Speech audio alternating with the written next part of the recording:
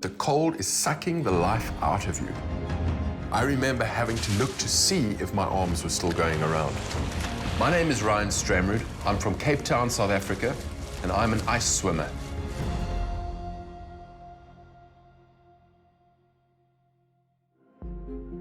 Originally, I'm an ultra-extreme open water swimmer. That's usually swimming in extremely hostile places with rough currents, unpredictable weather. Hello.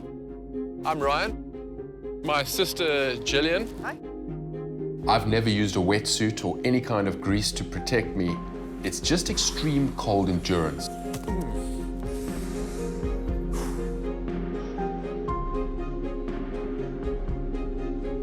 As humans, we have not evolved well to handle the cold, but we've evolved well to avoid it. So our minds are designed to get us out of 5 degrees or below water. You are literally dying very quickly. And to be able to perform, to stay in, to keep a level head under those circumstances, and to offset the deadly effects of hypothermia for as long as possible, it's a crazy discipline. I'm in Iceland because I've never had a swim in a glacier lake before. And Iceland is well known for its glacier lakes, which are often extremely hostile and cold. I would begin the previous day. I go to the location to visually get everything in my head, where I'm going to swim, what it looks like, from which point to the next point, what the currents are, gather every detail so I can do the mental preparation. -1. The reading's -1. It's actually salt water. Water freezes below 0 when it's salt. I didn't realize it was salt water. It's going to be tough. This is going to be very tough.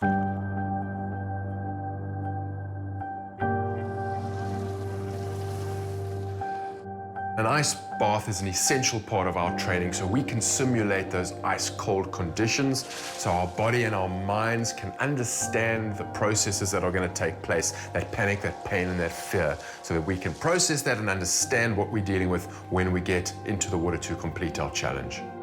It's freezing.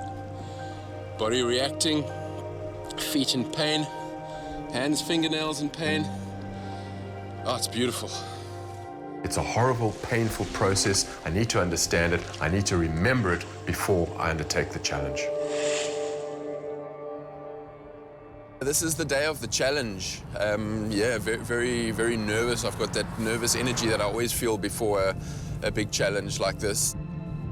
A rescue team is absolutely essential. So much can go wrong so quickly in ice water that you need to have the necessary support alongside. That's good. That's the way it is. My last thoughts are usually about my family. I try not to get too emotional. I'll send a small video message to my son, so here's some record. Things can go very wrong very quickly with what I do. When I jump into ice water, I have a very focused mind.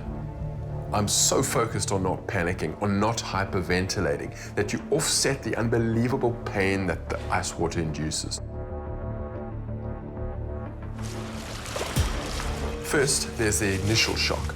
Then quite rapidly, the pain sets in and your body feels extremely out of sorts. Very rapidly, the body goes numb.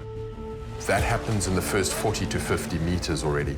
You still have 1.5 kilometers thereafter. And then it becomes a battle to stay alive. You know that the cold is sucking the life out of you.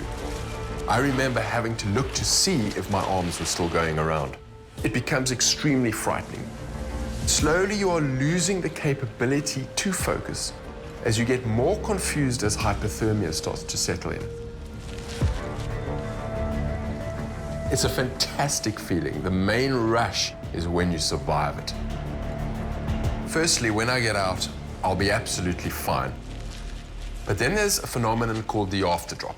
When you finish your swim, the blood that was drawn into your body's core starts to release and it flows back to your extremities, which are now frigid.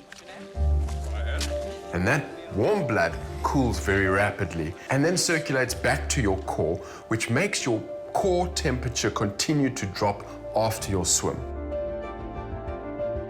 Then once the shivering starts, I'll be in a lot of pain, but it's a good sign and I'll eventually be fine.